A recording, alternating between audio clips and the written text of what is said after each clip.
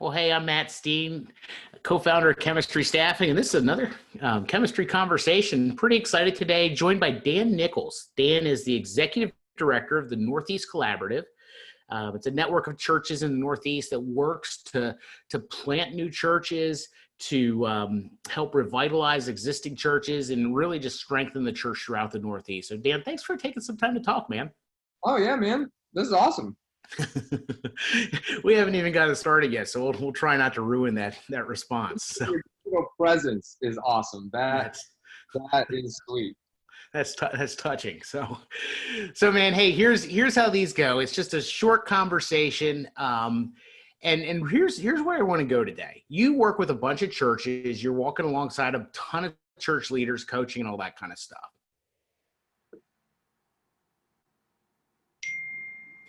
We are coming, generous word, because we might be still stuck there for a while, but we're coming through a season of unrest, of pandemic, of financial concerns, heading into a season of the elections and some of the divisiveness that comes from that. And one of the conversations I'm having, I'm sure you're having these too, is that a lot of the pastors that we're talking to are just tired.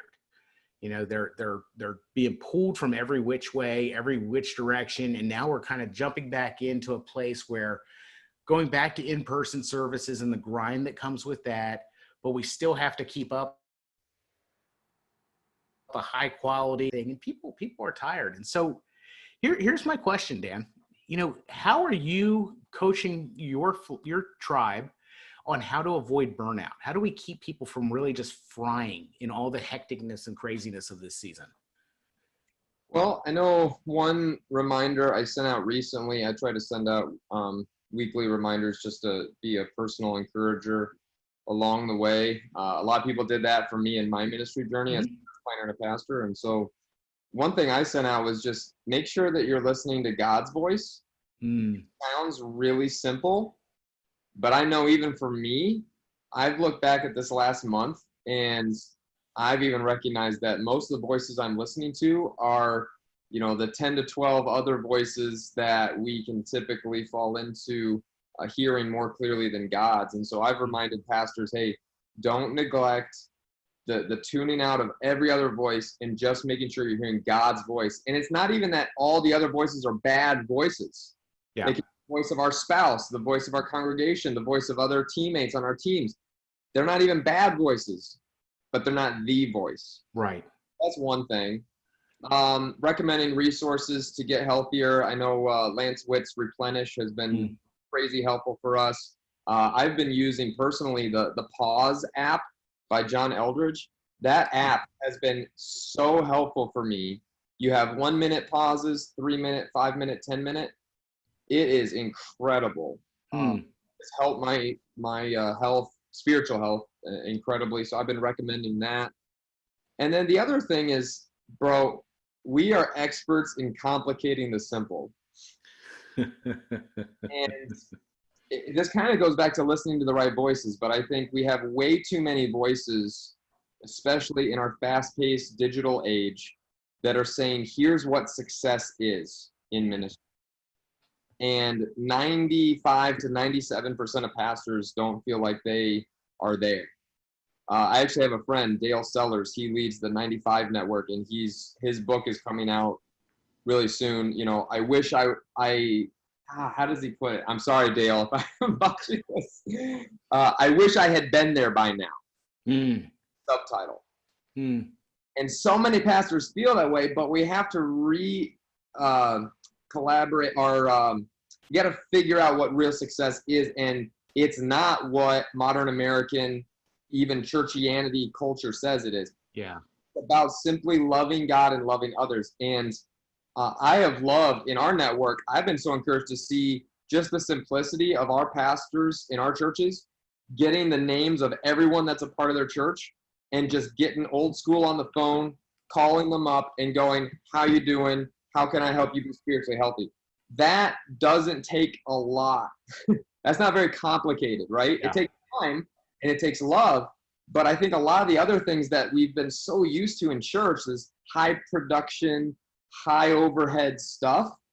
Quite frankly, I don't think we've needed it. And what this COVID crisis has done is this just accelerated where I think where the church was heading, which hopefully, I'm hoping the church wakes up and sees that it needs to be less complicated, less about production and presentation, much more about connection.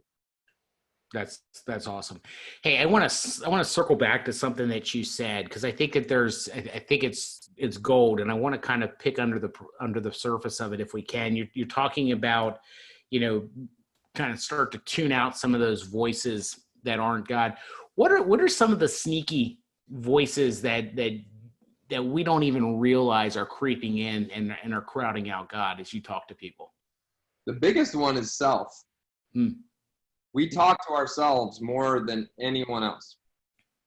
So I think identifying how we talk to ourselves, and whether it is aligned with God's heart or the heart of our enemy. And it can go one of two ways, right? Because pride is not only thinking too highly of yourself, it's also thinking too little of yourself. Because at the end of the day, it's just all about self, whether it's too high. So I think the voice of self, obviously the voice of our enemy, comes in through the evils of this world. We have the voices of, honestly, brothers and sisters in Christ who are, I guess the old-fashioned term would be backsliding, but they're not in tune with God's heart.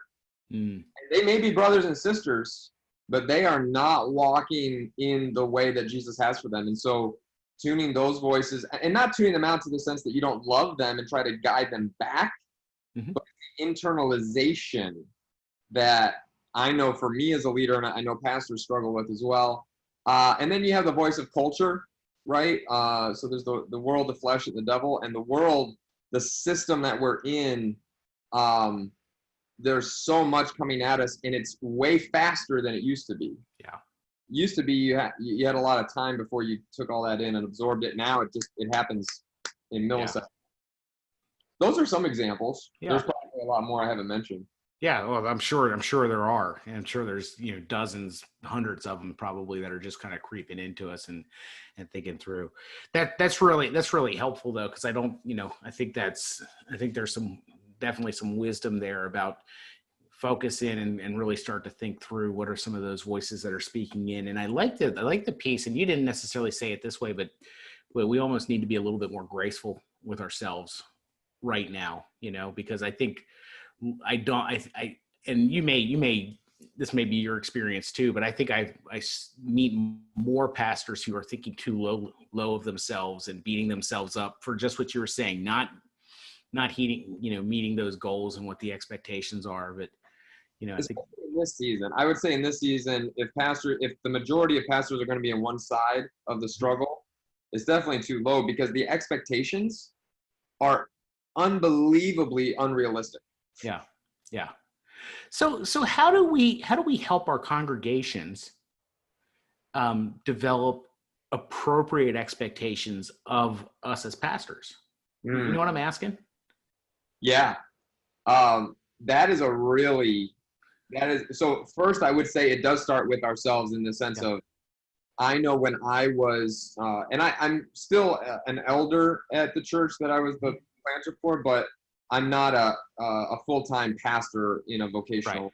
So when I was vocationally a pastor, I did a poor job, and I could blame it that I was on my 20s, but it at the end of the day, it was spiritual immaturity. To always be available, no matter what. I just did that. And I kept telling myself it's because I love people. It's because I love people, right? And it's like, right, but you have to also learn how to take care of your body, take care of your mind, take care of your family. And you can't lose your own heart in the process. You can't lose your family. And so there's a balance there, because now we're starting to see the need for soul care and replenishment and rest, especially in this COVID season. Some are now taking it's always about the pendulum swings. I've also seen some where you kind of walk into that situation with whoever it is, a pastor or ministry, and you go, okay, but we also have to get the job done. So walking that balance, I say, is A, don't be available all the time, but be very clear of when you are available. People. And then secondly, I think the biggest thing is you live out a value system of what you're going to prioritize as a community. Because as a Christian, you can jump into anything, right? But being very selective of like, okay, what really matters the most? And so I think there's got to be a railroad track of balance where it's the doctrinal side, right? Like the head side. Yep. And on the other side, there's the relational side. And if you can kind of prioritize both of those in tandem, I think the congregation will as well. That's cool. That's cool. Well, man, I want to be respectful of your time. So if there's one thought that you can leave with some of our crowd that's watching this today, what would it be? Oh man, that is a great question. Just one grand slam to, I'm just no pressure. I'm honestly just going to leave it with what I said before. Yeah. We are experts at complicating the simple. And I would encourage anyone listening to just take a few minutes and go, how am I complicating the simple right now? Because I can almost guarantee every single one of us is to a certain extent. And I think God will give us wisdom if we just, he promises. It's one of the best promises in scripture. If we ask him for wisdom, he'll give it, and he loves to. Yep. So why aren't we, right? So go to God, ask him for wisdom. God, how am I complicating the simple? And I think he'll do a great work in your heart and your life. That's great. That's great. Dan, thank you. Thank you so much for your wisdom, for taking some time to talk with our crowd. And if you want to learn more about Dan and what he's up to at the Northeast Collaborative, you can go to anycollaborative.com and you can learn more about what they're up to there. Thanks, Dan. Thank you.